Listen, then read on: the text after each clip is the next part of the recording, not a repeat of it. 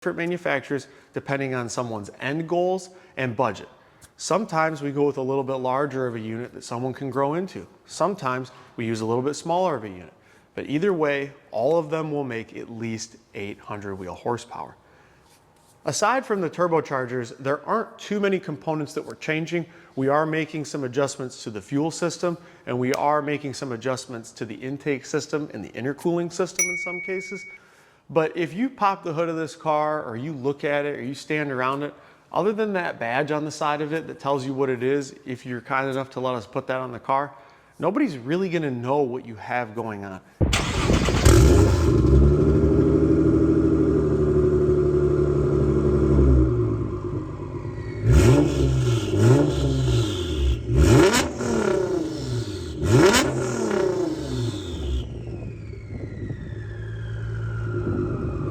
It still kind of looks and sounds and feels like a full bolt-on car until you're inside it and you floor it, or you wind up next to it and you end up watching the taillights drive away. So speaking of taillights driving away, let's talk a little bit about performance figures. First, let's talk draggy times.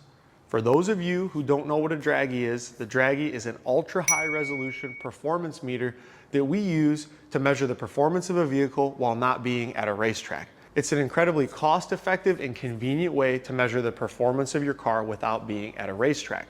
For the draggy times on a stock GTR, they aren't too overwhelming. We're going to use 60 to 130 as a variable to look at the acceleration of this car. 60 to 130 is a commonly used metric to measure how quick a car accelerates from a roll. It eliminates any variables like wheel slip and driver ability to launch the car, and gives us more of a realistic figure of how much power the car is making and how well it accelerates. A stock GTR is typically going to be somewhere in the mid to high 8-second range, 60 to 130. Still very quick, quicker than 95% of the cars on the road, maybe more than that, but not overly fast by the performance industry standards. Let's talk about the full bolt-on 60 to 130 time.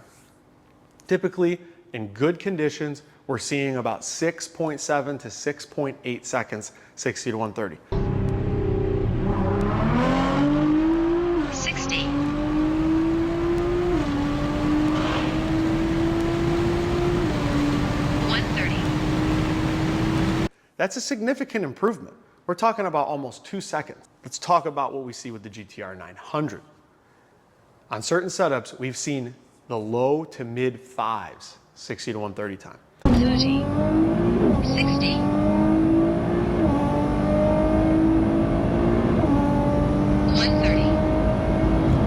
Now keep in mind, the faster you get, the harder it is to shave time down.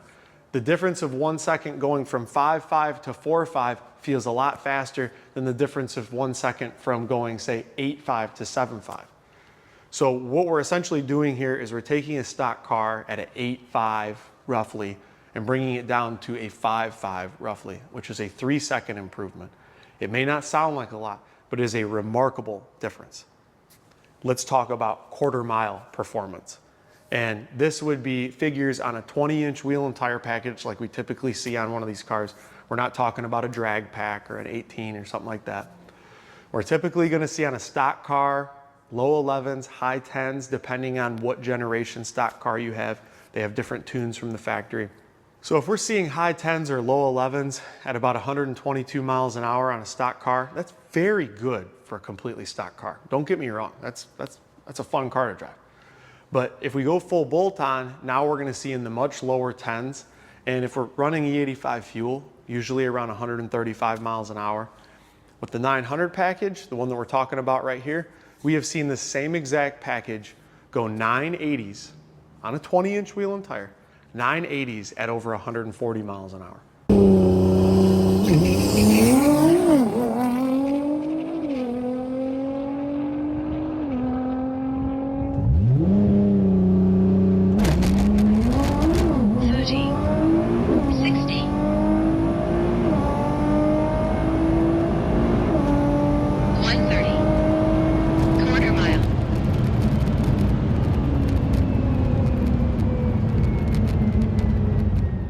Pretty impressive for stock engine and transmission. Just wanted to cover the fuel required because I know we do have